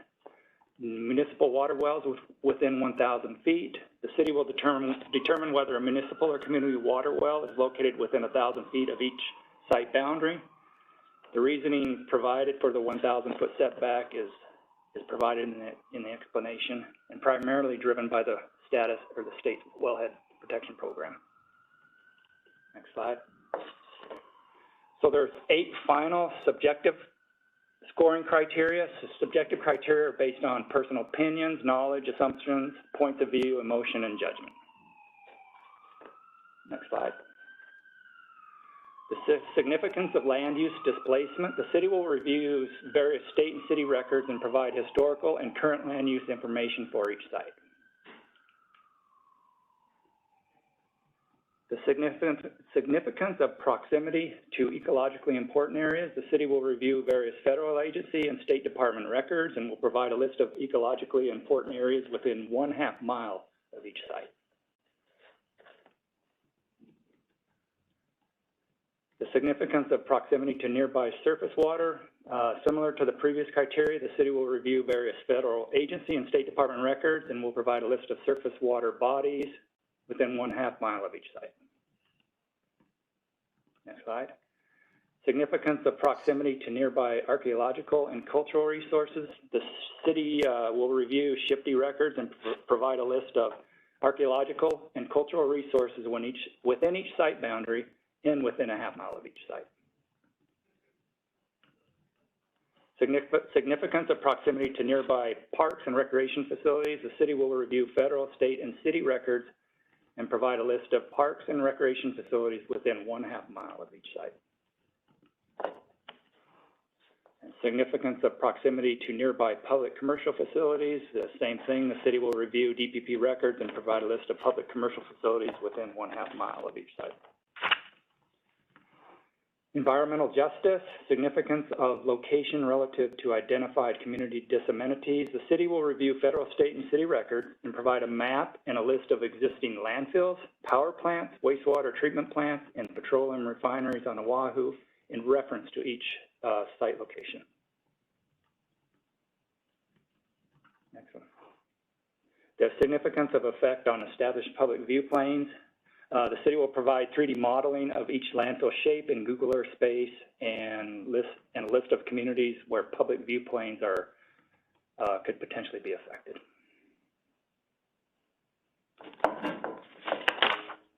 There you go. Okay, thanks, John. Mike. That's a lot of information. So I think now we're going to throw it over to Josh, where the discussion gets, believe it or not, a little deeper and more technical. So I know this is a lot to consume in 20 minutes or whatever. So for the committee members, if I know you're not like me, but my brain gets full. If you folks ever need to pause and ask a question, please just say it. It's going to be hard for me to monitor hands and stuff, so just feel free to interrupt this part. It gets pretty heavy, but good thing we got big brain Josh covering this topic. So Josh, go ahead. I probably won't go into as much depth as I wanted to based on time, but based on Trisha's concern, first of all, I just wanted to say, there's a reason we brought all of you together. You guys are considered to be the experts in your fields, and you guys are pretty well rounded. I think most of you have been involved in an EIS or an EA process. You guys are very familiar with a lot of the criteria that were just mentioned to you, and it's this expertise that we think you bring forth and you can use to then weigh the criteria. But we can discuss that a little further when I'm done. We meant for this part of the presentation to be kind of a transparent part of the presentation, just to show everybody what the scoring is going to be like. So as John mentioned, you can ask questions throughout, but we will have a discussion at the end as well. So we're, in addition to being transparent, we're also trying to be clear on what you should be entering to make sure that the calculation flows the way it should, and that the intent goes through the way it is. The focus of the discussion is going to be on the weights because that's what's going to be done after this meeting. But I'm going to also show the ratings portion and the entire calculation for the scoring. So you can always refer back to this later. And I'm also going to recap on that the next meeting if we get into the scoring portion. So the weight and the rating will be combined to generate the final scores. Next slide, please. So just kind of a process flow, a simple process flow so everybody understands. So today we're talking about the weights, LAC Meeting 5. At the next meeting, we're going to be talking about the objective ratings and the subjective ratings. And the subjective ratings are what the LAC is going to tabulate at the end afterward for homework. And then at the LAC meeting 7, those are going to be combined. So we get objective scores and subjective scores. And then, of course, those two scores are combined to get the total scores. And from there, we get the rankings. And so the higher the total score in the end, the higher the ranking is going to be. So number 1 being the highest ranking, of course. So in order to take all the values that you guys put in, we're doing it through Microsoft Forms, similar to how we did the resident survey, but it's going to be, of course, specific to the weights. And so the form looks the same. It's going to have a heading, and then you're going to get into the questions with the weights, basically. There's going to be a separate form for the weights, which I've already provided to the LAC, a link. And then next meeting, I'm going to provide a link for the subjective ratings. But this is how, after the inputs are done by the LAC, they go directly into Excel. So we don't have to touch the scores at all. So we see it come in like this. And again, the scoring is going to be anonymous. So this is how it comes in, and we don't see your names or anything. We just see the times that it was filled out, and we see the values related to each of the criteria. So as you're looking, there are scores in there. So we did a test ourselves just to see how everything would kind of pan out. So just so you know, these scores are input for testing purposes only and don't reflect the views of any of the parties involved and are not intended to influence scoring. So moving forward, all the scores are like that. Okay, so as far as the weights go, it's the importance of criteria relative to each other, with a maximum weight being 100, minimum weight being 1. And so what I would recommend is when you first score, you want to look for the most important criteria and weigh that one 100. And then everything else will be relative to that most important weight. So that kind of takes out a little bit of the arbitrary part of it, because you have your most important one and then you rank everything else accordingly. And so the average weight of all the committee members is then used to do the scoring. Sorry, John, wasn't done with that slide yet. Sorry. And so criteria can have equal weight. So this is just an example. If you think criteria 5 is the most important, give it the score of 100. Think criteria 2 and 3 are, half as important, give it 50 each, and they can be equal. And then if criteria 1 is not very important, but still something, then you can give it 25. And again, the minimum is 1. So if you think a criteria is not important at all, then it can be a 1. But these criteria made it on the list because we believe them to be important, so they should have at least some weight moving forward. Okay, next slide, John. Okay, and to help you with doing the weights in the Microsoft form, I have provided an Excel spreadsheet. So this is for you to use offline, so you can fill in all the weights however you want, based on your experience, again, and you can order them based on the actual weight, so you can determine the order in which you want to see them, and that should help you out. So once you're done with that, then you just go to the link, put in all your scores to the questions, and you're done. It'll take a couple minutes to input everything, and we're asking that you complete the weights by February 14th, Valentine's Day, so get all your work done before you go out on a hot day that night. Next slide. Okay, so as far as the form itself, this is the format that you're going to see the questions. So you're going to put, your score of 1 to 100. The criteria will be listed.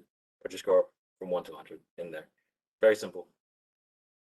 And so when we get it in Excel, we take the average of all the scores to then be used in the calculations moving forward. And when you're done putting in the weights, this is what you're going to see. You're also able to save what you inputted so that you can verify later. We're going to release the score sheets to everybody and the public so that everybody can look at it and kind of just make sure that it's all good and that all the scores are in there and whatnot. Next slide. So this is getting into the future. So the weight part is what you're going to do after today, but the rating is going to come in the future. So I just wanted to show you, how it progresses as we're going through the meetings. So the rating is the numerical value assigned to each site based on the favorability of the site. So we have the criteria that applies to all sites. this is where each individual site's ratings come in. So that's why we don't need the sites to do the weights. In the future, we're going to use the sites to do the ratings. And because of the format of Microsoft Forms, the values that you can input for this are from 0 to 6, and they're integers only, so 0, 1, 2, 3, 4, 5, 6. Sites, again, can have equal ratings. So if you feel that the conditions at two sites are the same or similar, you can give them equal ratings. And average ratings are used per site in the score calculation. And I'll go through that in the next few slides. Next slide, please. So this is what a question looks like. So the significance of proximity to nearby ecological areas.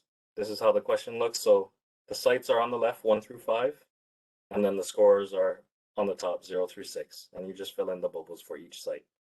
And you can kind of see the relation there. I'm also going to give you an assistance form with this so you can work offline and get it all done offline and then just input it online in the form. Also, you can see in the description, we try to describe to you a little bit more about what the criteria is and what a 0 score means and what a 6 score means. So for subjective ratings, a 0 means basically no effect. And that kind of makes sense based on what it is. And 6 is a significant, extremely significant effect. So it's a little intuitive. And so you would just follow the description on the question there. And so how it comes in the spreadsheet to us is like this. So we see for each site, like in this case, the significance of proximity to nearby ecologically important areas. We see the individual scores per person, per site, and then we take the averages to then do the calculations.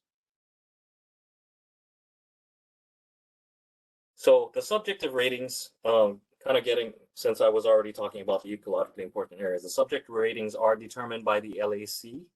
So again, the lower number or the less significant effect, the more favorable a site is. And again, these are the list of the subjective criteria, which Mike already just went through. Next slide. So for subjective ratings though, even though the lower number and less significant effect is more favorable, the applied rating is actually the reverse of that rating, because in the end, we want the site with the highest score to be the highest ranked. So in order to calculate it the right way, we reverse the rating. So if the submitted rating was 4, for example, based on a significant effect to a bird sanctuary within 0.1 miles of the site, for instance, so it's somewhat significant. Well, that's up to the LAC again, the matter of significance, but so the applied rating would then be 6 minus 4 or 2. Because there's a significant effect around this site, it should get a lower score in the end. And again, you'll be able to refer to all of this again, and feel free to ask me questions as I'm going. So this is the slide kind of that I showed earlier with the sites and the scores for each site per member. We will apply a calculation to it. You can click next, John. So that's the conversion, right? To get the applied score. And then we end up, after we minus the average, we do the conversion, we get the score that we're actually going to use in the final scoring. And you may notice the numbers are rounded.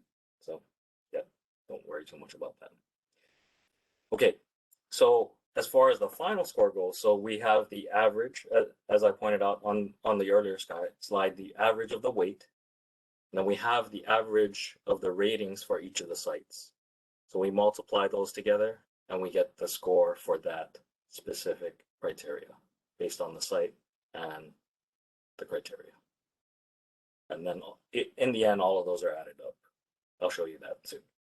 Okay, so objective ratings. So there's 3 different ways. So this is going to get a little bit hairy, but I'll try to go through it. And again, you can review it. So the objective ratings, the difference with objective ratings and subjective ratings is the objective ones are calculated based on measurable parameters, where the subjective ones are based on experiences, thoughts, and all of that. So this is the list. Mike went through them earlier again, so I won't go into detail. But the first type of calculation is a direct. So based on the favorability of a site to the most favorable site. So all of the ratings are like that for objective. So we look at the most favorable site and compare everything else to it.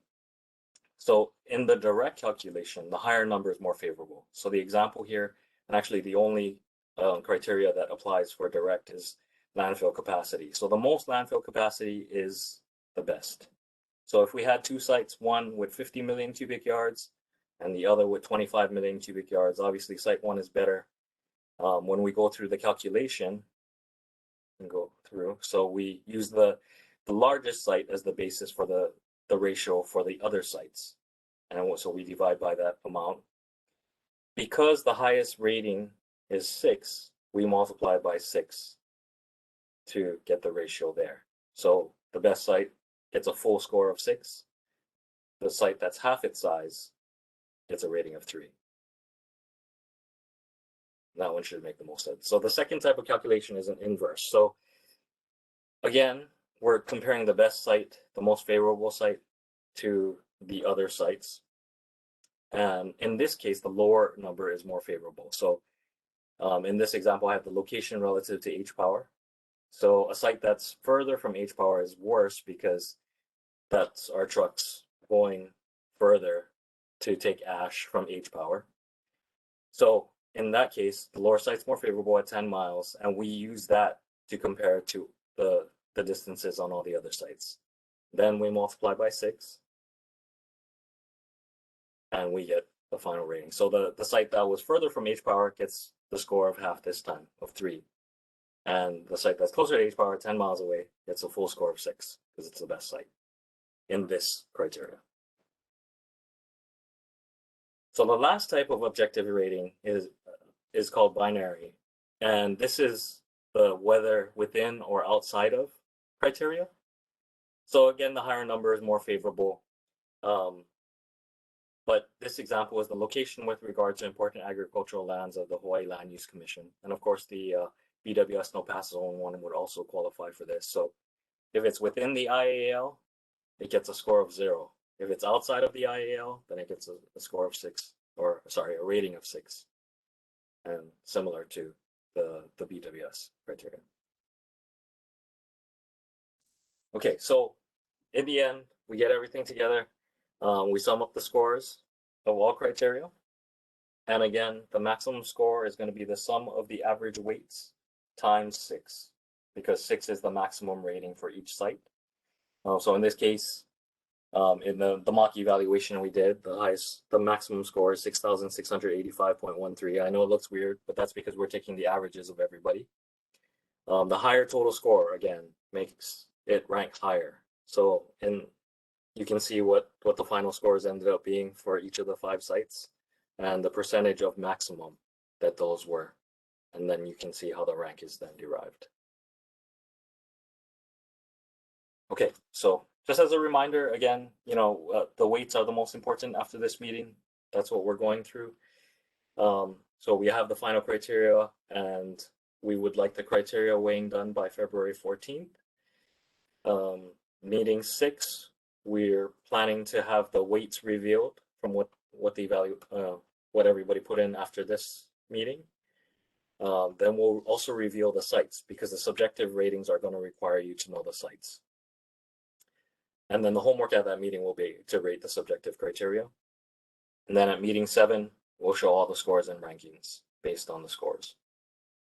That's the timeline right now, but again, things might change based on our discussion today. Okay. Again, if there's any questions or discussion. Steve, and then Jimmy. Yeah, your example of the distance from H power does not take into consideration congestion if you're driving over the freeway versus traveling across a 2-lane with restriction access, right? How does that factor in? Is there a separate? Yeah, there's a separate criteria. So okay. There's also the criteria effect on traffic and roadway system. Right. Okay. So that's where we're taking into account, the number of trips and all that. Yeah, essentially, yeah. So the location relative to H power is just for us as far as the city and Covanta's travel distance and operational costs related to that. Okay, but it will be factored in with the transportation issues, right? Because that could play a major factor, right? So it's a combination of distance and the other transportation restrictions or ease of access, right? Correct. So they have to kind of be combined at some point. Okay, thank you. Very good. Thank you, Steve. Jimmy, you had a question? Yeah, I have a question, because it's, you know, the no pass zone. Was that determined by the Board of Water Supply, or is that part of Health Department? Or sometimes you get different views of, you know, that no pass zone, you know, like with cesspools and everything else like that. So how reliable, or when was that thing updated last on the, you know, the no pass zone? I mean, how accurate is that? You know, and has it been updated, and has it been looked, do they look at it constantly, or what's, I guess, you know, my question is like, how reliable is it? I know what a no pass zone is, but you know, I mean, is it drawn arbitrarily, or how do they come up with this? I'm not sure, Jimmy, if anybody here is able to provide a response to that.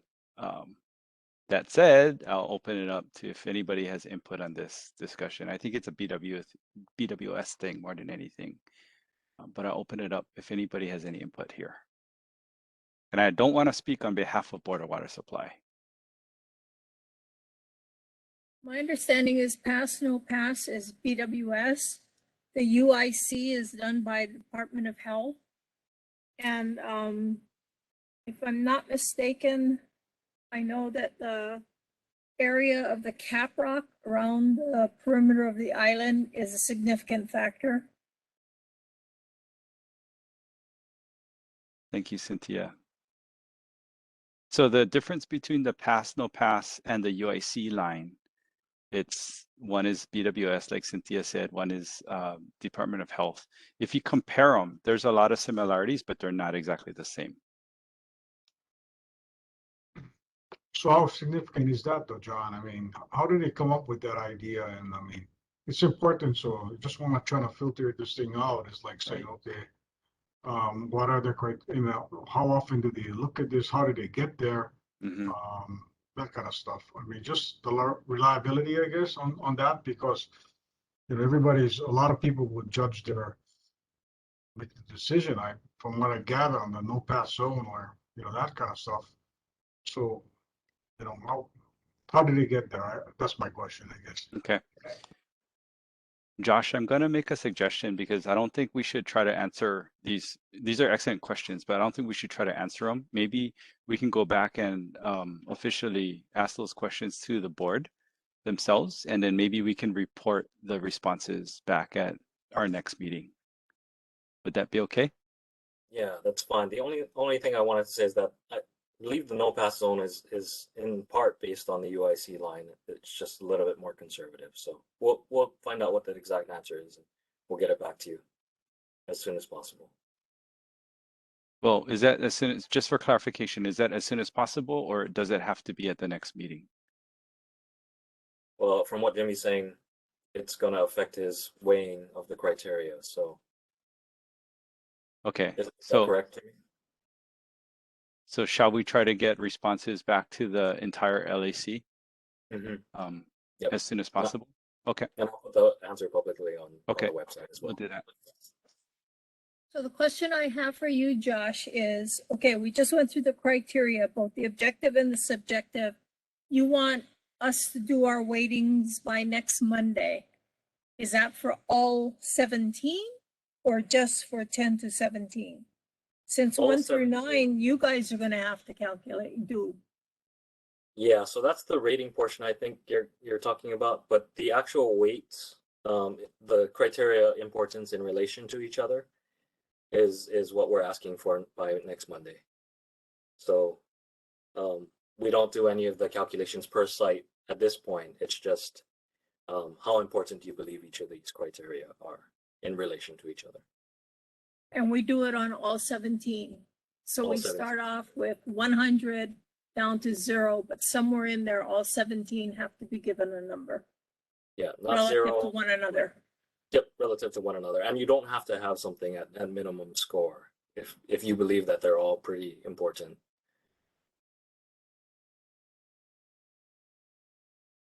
And when are you going to send that form out? I sent the link to it earlier today, so you should have gotten it about 4 hours ago. Josh, just to give our committee members an idea, about roughly how long do you think this process will take? It's really dependent on the member, but Sure. In doing our mock scoring, I think it might have taken me about 20-30 minutes to look through them, and then maybe another 5 minutes to input them. Okay. That's based on my experience, of course. So maybe double that. We're still looking at less than 2 hours of time. I just kind of wanted to frame it a little bit. I didn't want our committee members thinking this is going to take days and we're only giving them a week. Yeah. Okay. Of course, I've been working on this all along, so I have a Sure. good understanding of what we're doing. Sure. Yeah. Committee members, any other questions or comments?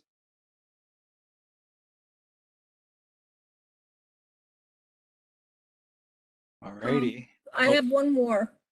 Please. You know, you have significance of proximity to nearby archaeological and cultural resources. So we're just saying whether or not, again, it's the weight of the 17 one to another, and we're not going to worry about, I guess and maybe this is part of what was bothering Tricia, is we don't necessarily know where all of the archaeological and cultural resources may be located. You may not either, Shipley may not either. So what's to prevent or to preclude something unknown from coming up and deep sixing the project in the 11th hour?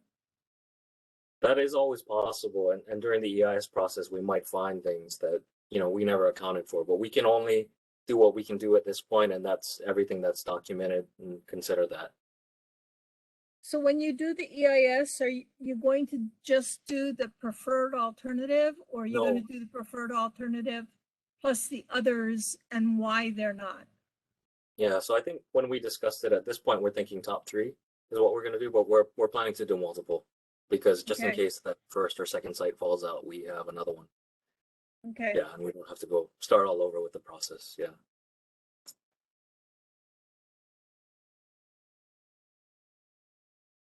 Thank you, Cynthia. Any other questions?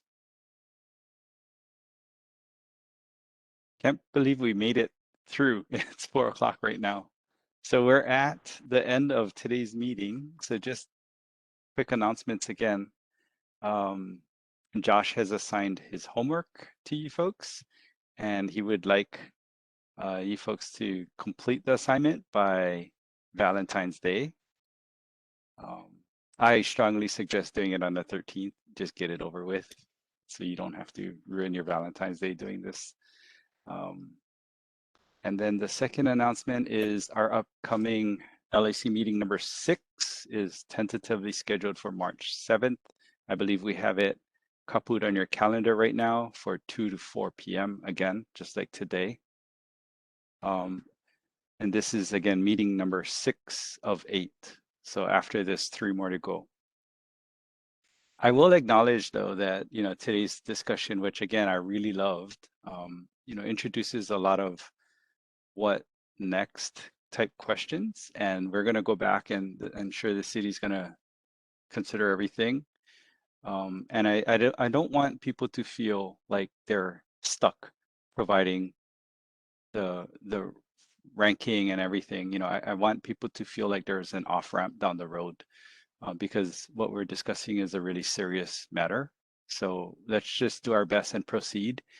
But know that if we do get stuck, that there is an off-ramp down the road for us. Okay, so I don't want you folks to protest and not do the work right now, thinking that there's no off-ramp. There will be an off-ramp if the committee wants it. So just wanted to make sure that we're all on the same page there.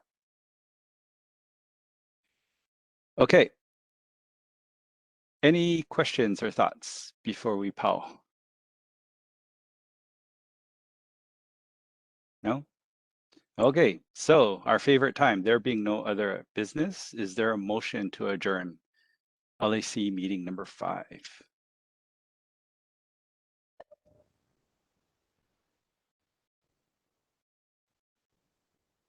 I'll move to adjourn, John.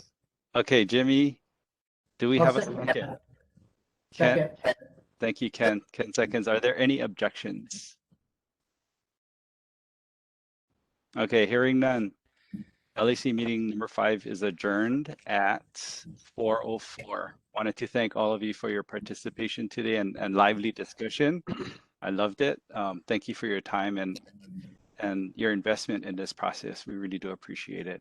And if you're listening, you know, out in the public, whether now or either viewing it later, thank you for your time here. We really do appreciate your engagement with the process.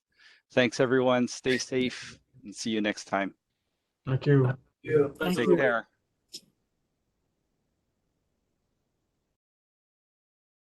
Luciana, if you're around, we can stop recording.